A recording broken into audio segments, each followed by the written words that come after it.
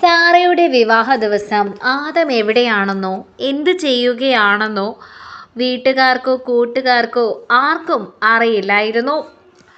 തറവാടിന്റെ പടിയിറങ്ങിയ അവൻ നേരെ പോയത് ഡൽഹിയിലായിരുന്നു. സുഹൃത്തിൻ്റെ ഒപ്പം ആരുമറിയാതെ ഒരു ചെറിയ വാടക മുറിയിലേക്കായിരുന്നു. അന്ന് ഉച്ചയോടെയാണ് തൻ്റെ കൂട്ടുകാരനായ സിദ്ധുവിൻ്റെ ഫോണിൽ നിന്നും അവനൊരു സന്ദേശം വരുന്നത്. സാറയുടെയും സെബാസ്റ്റ്യൻ്റെയും കല്യാണം കഴിഞ്ഞുവെന്ന വിവരം.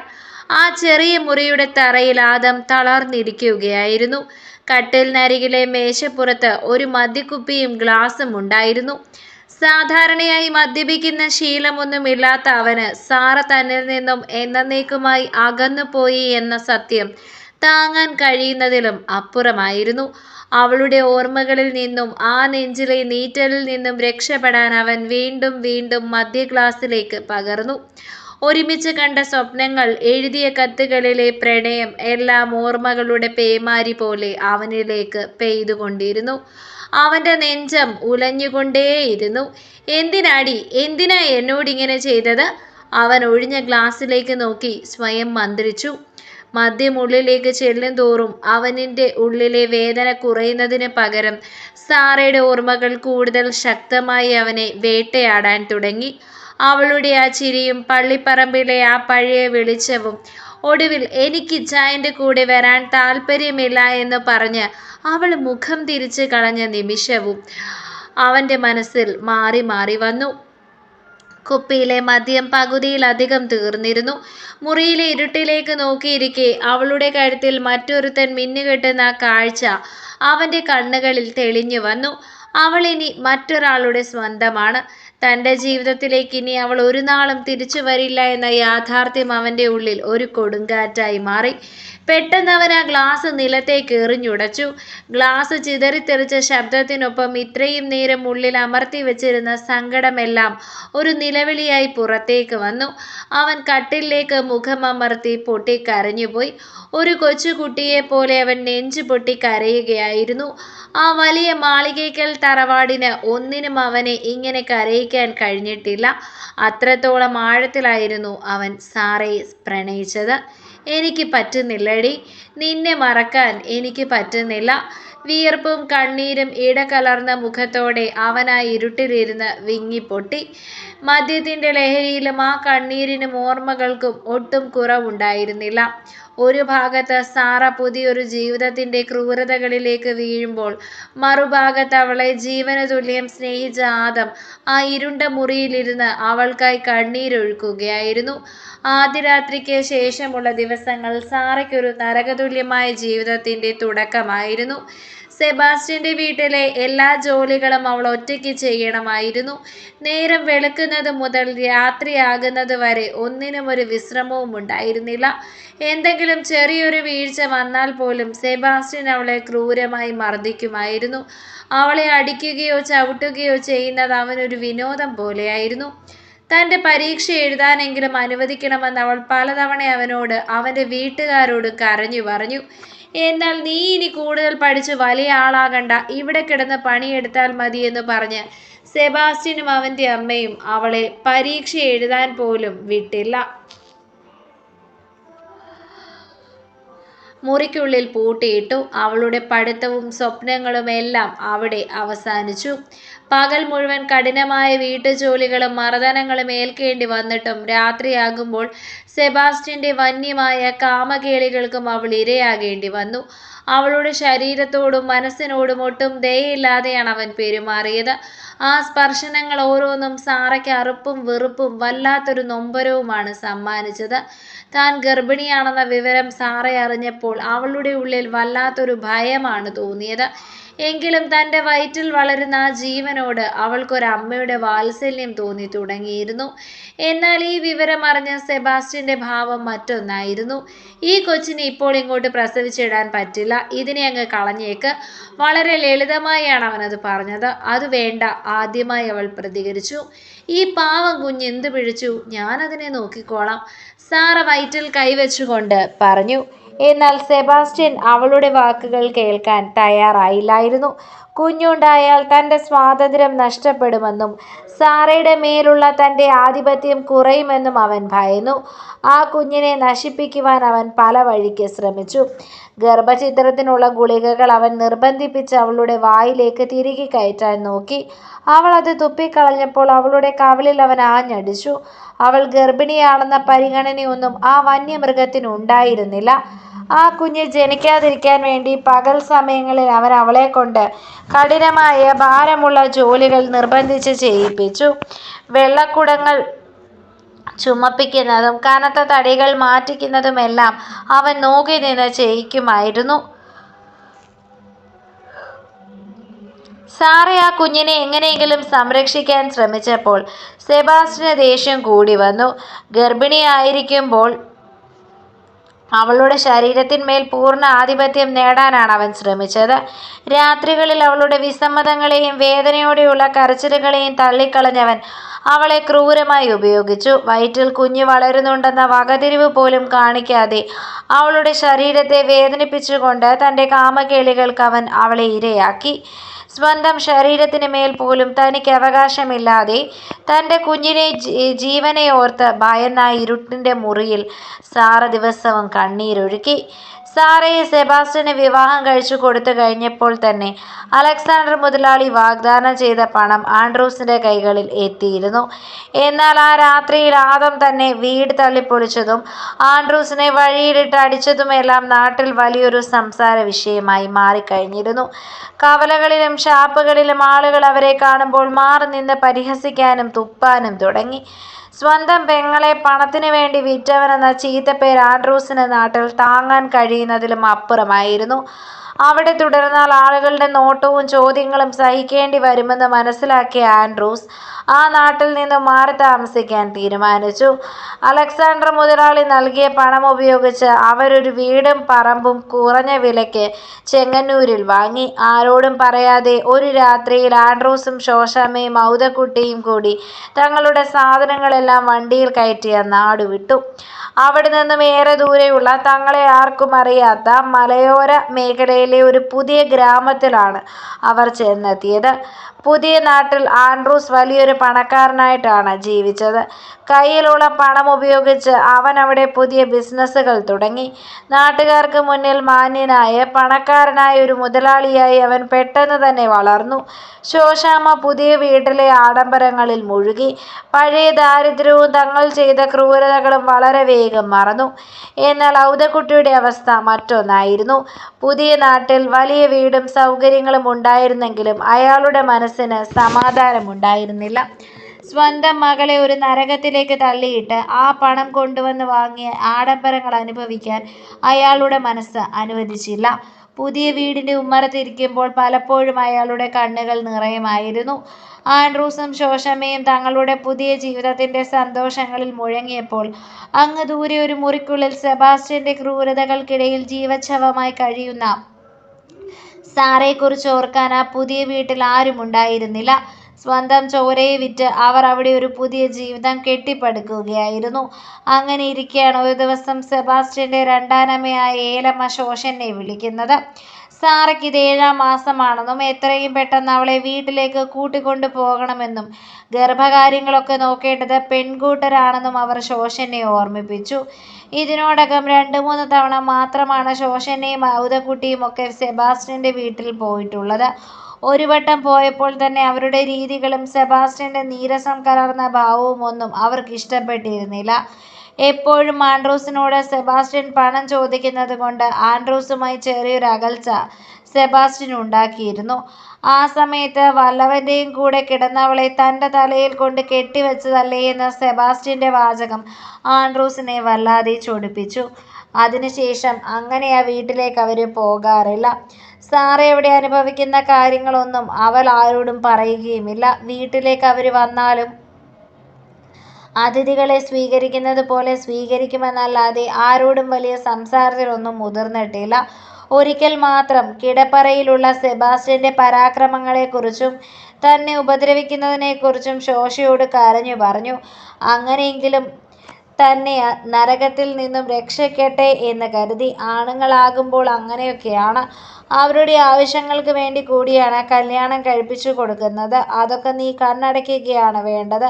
അല്ലാതെ എന്നോട് വന്ന് നിന്റെ കിടപ്പറ രഹസ്യം പറയുകയല്ല വേണ്ടത് എന്ന് ശോശ പറഞ്ഞതോടെ അവൾ അത് നിർത്തി. തൻ്റെ വിധി ഇതാണെന്നും അതനുഭവിക്കാൻ തയ്യാറാണ് എന്നുമുള്ളൊരു ഉറച്ച മനസ്സോടെയായിരുന്നു സാറ പിന്നെ മുൻപോട്ട് ജീവിച്ചിരുന്നത്. അവൾക്ക് ആരോടും ഒന്നും പറയാനുണ്ടായിരുന്നില്ല. വളരെ ബുദ്ധിമുട്ടി ഒട്ടും താല്പര്യമില്ലാതെ സാറയെ വീട്ടിലേക്ക് വിളിച്ചുകൊണ്ടുവരാൻ ആൻഡ്രൂസ് തയ്യാറായി. ഔദക്കുട്ടിക്ക് ഇപ്പോൾ ജോലിയൊന്നും ഇല്ലാത്തത് കൊണ്ട് എല്ലാ കാര്യങ്ങളും നോക്കുന്നത് ആൻഡ്രൂസ് ആണ്. അവൻ്റെ കച്ചവടത്തിൽ നിന്നുമുള്ള പൈസയാണ് വീട്ടിലേക്ക് എടുക്കുന്നത്. അതുകൊണ്ട് അവനെ എതിർത്ത് ആർക്കും ഒന്നും പറയാൻ പറ്റില്ല. പിന്നെ ഈ സൗകര്യങ്ങളെല്ലാം ഉണ്ടാക്കി തന്നത് സാറയാണല്ലോ എന്നുള്ളൊരു നന്ദി ഉള്ളിൽ എവിടെയോ അവനുണ്ട്. അതുകൊണ്ട് മാത്രം അവളെ അവിടേക്ക് കൊണ്ടുവരാമെന്ന് തീരുമാനിച്ചിട്ടുണ്ടായിരുന്നു. പിറ്റേ ദിവസം തന്നെ ഔദക്കുട്ടിയും ശോശനെയും കൂട്ടിക്കൊണ്ട് വരാനായി സാറയുടെ വീട്ടിലേക്ക് പോയി. അവിടെ ചെന്നപ്പോൾ ഏലമ്മ പരാതിയുടെ കെട്ടുകൾ പൊട്ടിക്കാൻ തുടങ്ങി. സെബാസ്റ്റ്യൻ്റെ വരുമാനം ഒന്നുകൊണ്ട് മാത്രമാണ് വീട് കഴിയുന്നത് എന്നും എന്നിട്ടും നിങ്ങളാരും ഇങ്ങോട്ട് തിരിഞ്ഞു നോക്കുന്നില്ല എന്നും ഒക്കെ പറഞ്ഞത് വല്ലാത്ത പിണക്കം തന്നെ. ശോശനെ എന്തൊക്കെയോ പറഞ്ഞ് സമാധാനിപ്പിക്കുന്നുണ്ട്. അവസാനം വീർത്തൂന്തിയ വയറുമായി സാറയുമായി തിരികെ പോകാൻ അവർ തയ്യാറായി. ആ സമയത്താണ് സെബാസ്റ്റ്യൻ കയറി വരുന്നത്. സാറ കൊണ്ടുപോകുന്നെങ്കിൽ കൊണ്ടുപോയിക്കോട്ടെ എന്നായിരുന്നു അവനും. കാരണം അവളുടെ വയറൊക്കെ വീർത്തു തുടങ്ങിയതോടെ രാത്രിയിലെ അവൻ്റെ ആവശ്യങ്ങൾക്കൊന്നും അവൾ പ്രാപ്തിയില്ലാത്തവളായി മാറിക്കഴിഞ്ഞിരുന്നു. സെബാസ്റ്റ്യനും ഒരു തൃപ്തി വരുന്നുണ്ടായിരുന്നില്ല. അവൾ ഒന്ന് പോയി കിട്ടിയാൽ വേറെ ആരുടെയെങ്കിലും അടുത്തേക്ക് പോകാം എന്നുള്ള ചിന്തയിലായിരുന്നു സെബാസ്റ്റ്യൻ. അതുകൊണ്ട് ശല്യം ഒഴിയട്ടെ എന്ന് തന്നെ അവനും കരുതി. മാത്രമല്ല സെബാസ്റ്റ്യൻ അവളെ മടുത്തു തുടങ്ങുകയും ചെയ്തിരുന്നു. ആദ്യത്തെ കൗതുകം കഴിഞ്ഞാൽ പിന്നെ പെണ്ണ് സെബാസ്റ്റ്യൻ ഒരു ബാധ്യതയാണ്. ഇതിനോടകം എത്രയോ സ്ത്രീകളെ അവൻ അറിഞ്ഞിരിക്കുന്നു. കുറച്ചു നാളത്തേക്കെങ്കിലും സമാധാനമുണ്ടാകുമെന്നും അയാളുടെ കാമകേളികളിൽ നിന്നും രക്ഷപ്പെടുമെന്നുമായിരുന്നു അവളുടെ മനസ്സിലുണ്ടായിരുന്നത്. ഒരു ടാക്സി കാറിലാണ് ആ വീടിൻ്റെ മുറ്റത്തേക്ക് വന്ന് സാറ ഇറങ്ങിയത്. ആ വീടും അതിലെ സൗകര്യങ്ങളും അവളെ അമ്പരപ്പിച്ച് കളഞ്ഞിരുന്നു. അത്രത്തോളം മാറ്റം വന്നിട്ടുണ്ട്. അത് സ്വന്തം വീടാണെന്ന് പോലും അവൾക്ക് മനസ്സിലാക്കാൻ സാധിക്കുന്നുണ്ടായിരുന്നില്ല. അലക്സാണ്ടർ കൊടുത്ത പണത്തിന് സ്വന്തമായി ഒരു വീട് വാങ്ങിയിട്ടുണ്ടായിരുന്നു എന്നും ചെങ്ങന്നൂർ എവിടെയോ ആണ് അവരെന്നും അറിഞ്ഞിരുന്നു. പക്ഷെ അത് എവിടെയാണെന്നോ എന്തൊക്കെയാണ് ആ വീട്ടിലെ സൗകര്യങ്ങളെന്നോ അവൾ തിരക്കാൻ പോയില്ല. കാരണം അവൾക്ക് അതിനോട് താല്പര്യമുണ്ടായിരുന്നില്ല. തന്നെ വിറ്റ് വാങ്ങിയതാണ് ഈ വീട്. അതുകൊണ്ട് തന്നെ ആ വീട്ടിലേക്ക് പോകാൻ ഒട്ടുമേ അവൾ ഇഷ്ടപ്പെട്ടിരുന്നില്ല എന്നതാണ് സത്യം. ആ പഴയ വാടക വീടിനെ വെച്ച് നോക്കുമ്പോൾ വല്ലാത്ത ആഡംബരം വിളിച്ചോതുന്നു ഈ പുതിയ വീട്. അമ്മച്ചിയുടെയും സോനയുടെയും ഒക്കെ കെട്ടിലും മട്ടിലും മാറ്റം വന്നിട്ടുണ്ട്. അമ്മച്ചിയുടെ കഴുത്തിൽ വീതിയേറിയൊരു സ്വർണ്ണമാലയും കൈകളിൽ ഈരണ്ട് വളയും കാതിൽ നല്ലൊരു കമ്മലും സ്ഥാനം പിടിച്ചിട്ടുണ്ട്. സോനയ്ക്കുമുണ്ട് കഴുത്തിലും കയ്യിലുമൊക്കെ സ്വർണ്ണാഭരണങ്ങൾ. വീട്ടിലെ സാധനങ്ങൾ കാണുമ്പോഴും മനസ്സിലാവുന്നുണ്ട് ആഡംബരം വിളിച്ചോതുന്ന പലതും. സോഫ സെറ്റ്, ഡൈനിങ് ടേബിൾ, അതുപോലെ വലിയ കട്ടിലും പാത്രങ്ങളും ഇലക്ട്രോണിക് മെഷീനുകളും, അങ്ങനെ പലതും. തുണി കഴുകാൻ വാഷിംഗ് മെഷീൻ അടക്കം പലതും. താൻ ഒരാളുടെ ജീവിതം കൊണ്ട് അവരെങ്കിലും നന്നായല്ലോ എന്ന് ആ നിമിഷം അവൾ ചിന്തിച്ചു. അല്ലെങ്കിലും ഒന്നെഴുകിയല്ലേ മറ്റൊന്നിന് വളമാകുന്നത്. തൻ്റെ ജീവിതം നശിച്ചാലും അവർ രക്ഷപ്പെട്ടല്ലോ. എങ്കിലും സ്വന്തം മകളോട് ഇങ്ങനെയൊക്കെ ചെയ്യാൻ അവർക്ക് എങ്ങനെ തോന്നി? ഒന്നുമല്ലെങ്കിലും കൊള്ളാവുന്ന ഒരുത്തനെ കല്യാണം കഴിപ്പിക്കാനുള്ള മനസ്സ് പോലും തോന്നിയില്ലല്ലോ. എണ്ണം പറഞ്ഞൊരു തെമ്മാടിക്ക് കാഴ്ച വെച്ചു മകളെ എന്ന് പറയുന്നതാണ് സത്യം. അവനെപ്പറ്റി ഒന്ന് അന്വേഷിക്കാനുള്ള മനസ്സ് പോലും ഉണ്ടായില്ല. മാത്രമല്ല അവനെപ്പറ്റിയെല്ലാം അറിഞ്ഞുകൊണ്ടല്ലേ ആൻഡ്രൂസ് തന്നെ അവന് വിവാഹം കഴിച്ചു കൊടുത്തത്. ആദത്തിൻ്റെ പേര് പറഞ്ഞ് തന്നെ അവൻ കുറ്റപ്പെടുത്താത്ത ഒരു ദിവസം പോലും തൻ്റെ ജീവിതത്തിൽ ഉണ്ടായിട്ടില്ല. പലപ്പോഴും രാത്രിയിൽ തൻ്റെ ശരീരത്തിൽ ആധിപത്യം നേടുമ്പോഴാണ് പറയാറുള്ളത്, നിനക്കിപ്പോൾ ഞാൻ തൊടുമ്പോഴൊക്കെ അവൻ തൊടുന്നത് പോലെയായിരിക്കും തോന്നുന്നത് അല്ലേ എന്ന്. ഒരിക്കൽ സഹികെട്ട മുഖത്തേക്ക് നോക്കി പറഞ്ഞിരുന്നു, അല്ല ഒരിക്കലും അങ്ങനെ ആവില്ല അദ്ദേഹം അത് ചെയ്യുന്നത് എന്ന്. അന്ന് മുഖം തീർത്തൊരടിയാണ് കിട്ടിയത്. അപ്പോൾ നിനക്കറിയാം അവൻ്റെ തൊടലിൻ്റെ രീതിയൊക്കെ എന്നും പറഞ്ഞു. എന്നിട്ടും ഒട്ടും മടിയില്ലാതെ തന്നിൽ ഒരു 3-4 തവണയെങ്കിലും ഉയർന്നു താഴ്ന്നിട്ടുണ്ടാകും അയാൾ. ഓർക്കുമ്പോൾ അറപ്പാണ്. വൈകുന്നേരം വന്ന ആൻഡ്രൂസിനെ കണ്ട അവൾ ശരിക്കും ഞെട്ടിപ്പോയിരുന്നു. ശരിക്കും ഒരു പുതുപ്പണക്കാരൻ്റെ കെട്ടും മട്ടും എല്ലാം അവനുണ്ട്. കയ്യിൽ വലിയ തടിച്ച സ്വർണ്ണ ചെയിനും കഴുത്തിൽ ഒരു കയറുപിരിയൻ മാലയും ഒക്കെയായി ഒരു കൊച്ചു മുതലാളിയുടെ ലുക്ക്. നിനക്ക് സുഖമല്ലേ? വലിയൊരു ഔദാര്യം പോലെ അവളുടെ മുഖത്തേക്ക് നോക്കി അവനത് ചോദിച്ചപ്പോൾ ചുണ്ടിൻ്റെ കോണിൽ ഒരു പുച്ഛച്ചിരിയാണ് അവൾക്ക് വന്നത്. എങ്കിലും അത് ഒളിപ്പിച്ചവനെ നോക്കി ഒന്ന് ബുദ്ധിമുട്ടി ചിരിച്ചുകൊണ്ട് സുഖം എന്ന് പറഞ്ഞു അകത്തേക്ക് പോയി. താൻ വന്നതോടെ സോന മുറി ഒഴിഞ്ഞു തന്നിരുന്നു. ചേച്ചി കിടന്നോ എന്ന് പറഞ്ഞു. എല്ലാവർക്കും താൻ കാരണമാണ് ഈ വീടുണ്ടായതെന്നൊരു ബഹുമാനം തന്നോടുണ്ട്. അതൊരു വലിയ കാര്യമാണെന്ന് അവൾക്ക് തോന്നി. അവിടെ നിൽക്കുന്ന സമയത്തും അധികം ആരോടും വലിയ അടുപ്പത്തിനൊന്നും പോയില്ല. എല്ലാവരും തന്നിൽ നിന്നും ഒരുപാട് അകലെ എന്നതുപോലെ. ചാച്ചനെ കാണുമ്പോൾ മാത്രമാണ് ആകെ ഒരു വിഷമം. ചാച്ചൻ തൻ്റെ മുഖത്തിന് നേരെ ഒന്ന് നോക്കുന്നു പോലുമില്ല. അവളെ കാണുമ്പോൾ അയാൾക്കും വല്ലാത്തൊരു വേദനയാണ്. അവളുടെ മുഖത്തേക്ക് നോക്കുമ്പോൾ വലിയൊരു തെറ്റ് അവളോട് ചെയ്തതുപോലെയുള്ള തോന്നൽ. കുറ്റബോധത്തിൻ്റെ കാർമേഘങ്ങൾ എവിടെ നിന്നോ വരുന്നതായി കാണാം. പിന്നെ മുഖം കുനിച്ചു കളയും. അയാളോട് അവൾക്ക് പിണക്കമൊന്നുമില്ല.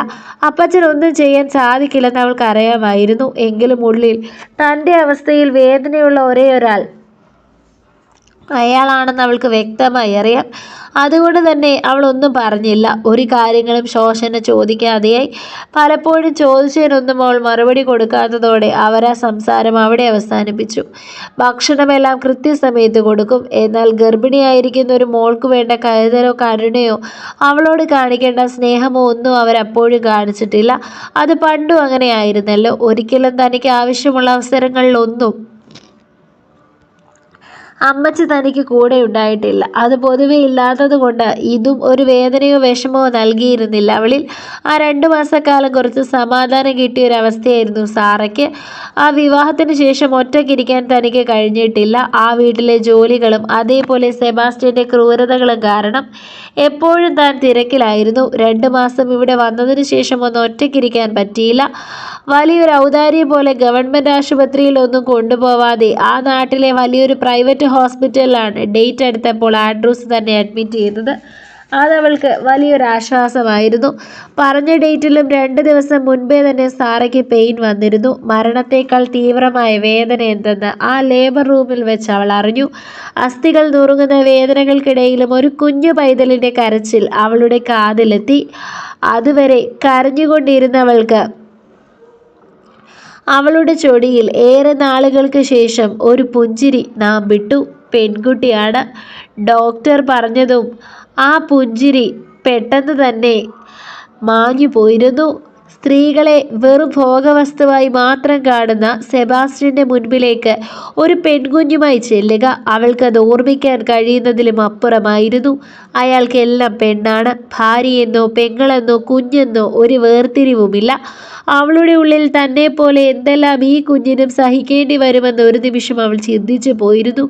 എന്തിനാണ് കർത്താവെ വീണ്ടും വീണ്ടും തനിക്ക് ഈ വിധി നൽകിയത് എന്ന് അവൾ അറിയാതെ ചോദിച്ചു. എന്നാൽ തനിക്കരികിൽ കിടക്കുന്ന പൈതലിനെ കണ്ടപ്പോൾ ഒരു കുലുക്കവുമില്ലാത്തൊരു ഒരിക്കലുമില്ലാത്തൊരു ധൈര്യം അവളുടെ മനസ്സിലേക്ക് വന്നു. തൻ്റെ സ്വന്തം, ഈ ലോകത്ത് തനിക്ക് സ്വന്തമെന്ന് പറയാനും അവകാശപ്പെടാനും കഴിയുന്ന ഏക വ്യക്തി തൻ്റെ കുഞ്ഞ്. അവൾ ആ കുഞ്ഞിനെ പൊതിഞ്ഞു പിടിച്ചു. ഇനിയുള്ള തൻ്റെ ജീവിതം അവൾക്ക് വേണ്ടിയാണെന്ന് പറയാതെ പറഞ്ഞുകൊണ്ട്. ആ നിമിഷവും ആദത്തിൻ്റെ മുഖം അവളുടെ മനസ്സിൽ നിറഞ്ഞു നിന്നിരുന്നു. ഒരിക്കൽ ഒരുപാട് സ്വപ്നം കണ്ടിട്ടുണ്ട് ഇങ്ങനെ ഒരു നിമിഷം. ഒരിക്കൽ അവൻ കളി പറഞ്ഞതായി ഓർമ്മിക്കുന്നു. എൻ്റെ ജീവനെ നീ ഉദരത്തിൽ പേറുമ്പോൾ ഞാനതിനെ മനസ്സിൽ പേറുമെന്ന്. ലേബർ റൂമിൽ നീ വേദന കൊണ്ട് പുളയുമ്പോൾ നിന്റെ മറുകൈയിൽ കോർത്തു പിടിക്കാൻ എൻ്റെ കരങ്ങൾ ഉണ്ടാകുമെന്ന്. നിനക്കൊപ്പം എനിക്കും ആ വേദന അറിയണമെന്ന്. അവൻ്റെ ആ വാക്കുകളൊക്കെ അറിയാതെ ഓർക്കെ കൺകോണിൽ നിന്നും ഒരു തുള്ളി കണ്ണുനീർ പുറത്തേക്കും ഒലിച്ചിരുന്നു. സംഭവമെല്ലാം കഴിഞ്ഞ് 2 വർഷം പിന്നിട്ടിരിക്കുന്നു. എന്നിട്ടും മറക്കാൻ സാധിക്കുന്നില്ല. അത്രമേൽ തീവ്രവും തീക്ഷ്ണവുമായിരുന്നുവല്ലോ അവൻ്റെ പ്രണയം.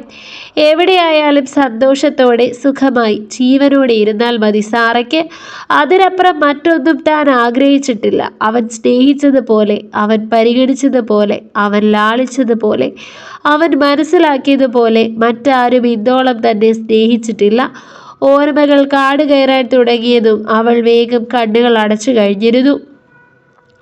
കൃത്യമായി 1.5 മാസത്തെ പരിപാലനം നൽകി അമ്മച്ചി കടമ നിറവേറ്റി. ഇതിനിടയിൽ സെബാസ്റ്റ്യൻ ഒരു തവണ ഒന്ന് വന്ന് കണ്ടു. ആൻഡ്രൂസിനോട് മിണ്ടിയില്ല. ആശുപത്രിയിൽ ഒന്ന് വന്ന് കൊച്ചിനെ കണ്ട് തിരിച്ചുപോയി. അവൻ്റെ വീട്ടിൽ നിന്ന് ആകെ വന്നത് അപ്പച്ചൻ മാത്രമാണ്. അവൻ്റെ രണ്ടാനമ്മ എന്ന് പറയുന്ന സ്ത്രീക്ക് അവനോട് വലിയ കാര്യമാണ്. പക്ഷെ തന്നോടത്ര താല്പര്യമില്ല. അവർ പോലും അത് വന്നില്ലല്ലോ എന്നായിരുന്നു ആ നിമിഷം സാറ ചിന്തിച്ചു പോയത്. 1.5 മാസം കഴിഞ്ഞ് ചാച്ചനും അമ്മച്ചിയും തന്നെ തിരികെ കൊണ്ടുപോയി സെബാസ്റ്റ്യനെ വീട്ടിലേക്ക് വിട്ടിരുന്നു. അവിടെ ചെന്ന് കുഞ്ഞിനെ നോക്കലും ജോലിയും എല്ലാം കൂടി വലിയ ബുദ്ധിമുട്ടായിരുന്നു. ആ സ്ത്രീ ജോലിയൊന്നും ചെയ്യില്ല, എല്ലാത്തിനും തന്നെ വിളിച്ചുകൊണ്ടിരിക്കും. എന്നാൽ കുഞ്ഞിനെ ഒന്ന് നോക്കുമോ? അതുമില്ല. അല്ലെങ്കിലും അവരുടെ സ്വന്തം മോൻ്റെ കുഞ്ഞൊന്നും അല്ലല്ലോ അത്രയും സ്നേഹം കാണിക്കാൻ. അതുകൊണ്ട് കുഞ്ഞിനെ ഉറക്കി കിടത്തിയാണ് ജോലികളെല്ലാം ചെയ്തിട്ടുള്ളത്. അത്യാവശ്യം 1.5 മാസം വിശ്രമിച്ചത് കൊണ്ട് ശരീരത്തിന് വലിയ പ്രശ്നങ്ങളൊന്നുമില്ല. ഇതിനിടയിൽ ചെന്ന രാത്രിയിൽ തന്നെ സെബാസ്റ്റ്യൻ തന്നെ കീഴ്പ്പെടുത്താനൊരു ശ്രമം നടത്തി. ജീവിതത്തിൽ ആദ്യമായി തൻ്റെ കുഞ്ഞിന് വേണ്ടി അയാളോടന്ന് സാറ എതിർത്തു. എന്ത് സംഭവിച്ചാലും 4 മാസമെങ്കിലും കഴിയാതെ ശാരീരിക ബന്ധത്തിന് തയ്യാറാവില്ല എന്നും ഇനിയും നിർബന്ധിക്കുകയാണെങ്കിൽ ഒച്ച വെച്ച് എല്ലാവരെയും അറിയിക്കേണ്ടി വരുമെന്നും അയൽവക്കക്കാരെ അടക്കം വിളിച്ചു കൂട്ടുമെന്നും അവൾ പറഞ്ഞപ്പോൾ അവനൊരു പൊടിക്കടങ്ങി. അന്ന് തന്നെ എന്തൊക്കെയോ ചീത്ത പറഞ്ഞാണ് ആ മുറിയിൽ നിന്നും ഇറങ്ങിപ്പോയത്. പോകുന്നെങ്കിൽ പോകട്ടെ എന്ന് തന്നെ അവളും വിചാരിച്ചിരുന്നു. കുഞ്ഞിന് കുത്തിവയ്പ്പ് എടുക്കുവാൻ വേണ്ടി ഹോസ്പിറ്റലിൽ പോയി തിരികെ മടങ്ങി വരികയായിരുന്നു സാറ. അന്നാണ് സാറയുടെ ജീവിതത്തിലെ ആ കറുത്ത ദിവസം തുടങ്ങിയത്. സെബാസ്റ്റ്യൻ്റെ അപ്പച്ചൻ അയാളുടെ അനുജന് വയ്യാത്തത് കൊണ്ട് ഹോസ്പിറ്റലിൽ നിൽക്കുവാൻ വേണ്ടി പോയിരിക്കുകയായിരുന്നു. തങ്ങൾ രണ്ടുപേരും ഒരുമിച്ചാണ് വീട്ടിൽ നിന്നും ഇറങ്ങിയത്. ആ വീട്ടിൽ കുറച്ചെങ്കിലും മനുഷ്യപ്പറ്റോടെ തന്നോട് ഇടപെട്ടിട്ടുള്ളത് അയാൾ മാത്രമായിരുന്നു. അവൾ കൗതക്കുട്ടിയോട് എന്നതുപോലെ ഒരു ഇഷ്ടമാണ് അയാളോടുള്ളത്. അവൾ വീട്ടിലേക്ക് തിരികെ വന്നപ്പോൾ കണ്ട കാഴ്ച അത് അവളെ തീർത്തും തകർത്ത് കളഞ്ഞിരുന്നു. ഒരു ഭാര്യ ഒരിക്കലും കാണാൻ പാടില്ലാത്തൊരു കാഴ്ച. സാർ ആശുപത്രിയിൽ നിന്ന് മടങ്ങിയെത്തുമ്പോൾ വീട് വല്ലാത്തൊരു ശൂന്യതയിലായിരുന്നു. സെബാസ്റ്റ്യൻ്റെ അപ്പച്ചൻ ആശുപത്രിയിലായതിനാൽ വീട്ടിൽ മറ്റാരും കാണില്ലെന്നാണ് അവൾ കരുതിയത്. കുഞ്ഞിനെ നെഞ്ചോട് ചേർത്ത് പിടിച്ച് ഉമ്മറത്തെ വാതിൽ പതിയെ തള്ളി തുറന്ന് അവൾ അകത്തേക്ക് കയറി. മുറിക്കുള്ളിൽ നിന്നുയർന്ന വല്ലാത്തൊരു കിതപ്പും അസ്വാഭാവികമായ ശബ്ദങ്ങളുമാണ് അവളെ സ്വീകരിച്ചത്.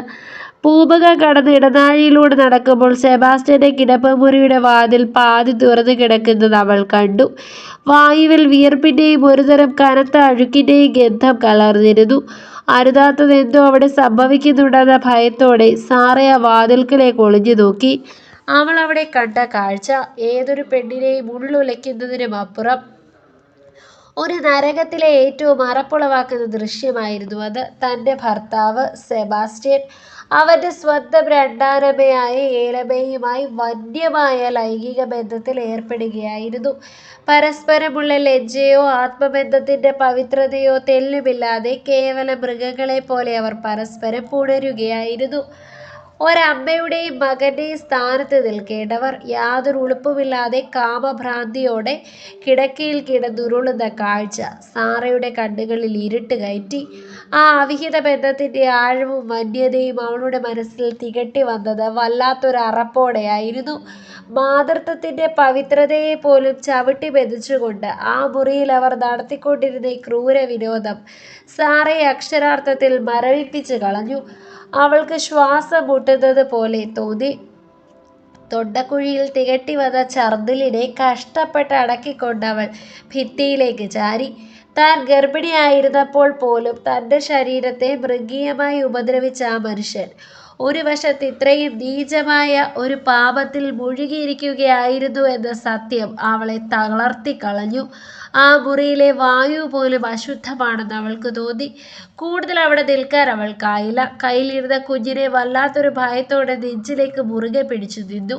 അവിടുത്തെ മണ്ണും കാറ്റും പോലും അവളെ നോക്കി പരിഹസിക്കുന്നത് പോലെ തോന്നി. താൻ വന്നു വീണത് എത്ര വലിയൊരു അഴുക്കുചാലിലാണെന്ന ചിന്ത അവളെ അടിമുടി വിറപ്പിച്ചു. തുടരും. അടുത്ത ഭാഗങ്ങൾക്ക് വേണ്ടി ചാനൽ സബ്സ്ക്രൈബ് ചെയ്യാൻ മറക്കല്ലേ. ചിലരൊക്കെ പറയുന്നത് കേട്ടു, ഞാൻ പറഞ്ഞിട്ടുണ്ടായിരുന്നു അത്രേ, എൻ്റെ കഥയിൽ ഒരിക്കലും ഞാൻ ഒരു വേർപിരിയൽ കൊണ്ടുവരില്ല എന്ന് സത്യമാണ് കേട്ടോ. അത് സത്യമായ കാര്യമാണ്. എൻ്റെ മനസ്സിൽ അങ്ങനെ ഒരു തോട്ട് എപ്പോഴും ഉണ്ട്. പക്ഷേ എല്ലാ പ്രണയങ്ങളും എപ്പോഴും ഹാപ്പി എൻഡിങ് അല്ല. മനസ്സിനുള്ളിൽ ഇതേപോലെ പഴയ പ്രണയത്തെ കാത്തു സൂക്ഷിച്ച് അവർ നൽകിയ ഓർമ്മകളിൽ വീർപ്പ് മുട്ടി ജീവിക്കുന്ന ഒരുപാട് പേരെ എനിക്കറിയാം. അവരുടെ കഥയും കൂടെ നമ്മൾ വല്ലപ്പോഴും ഒക്കെ പറയണ്ടേ. അപ്പോൾ നമുക്ക് അടുത്ത ഭാഗം എന്താണെന്ന് നോക്കാം.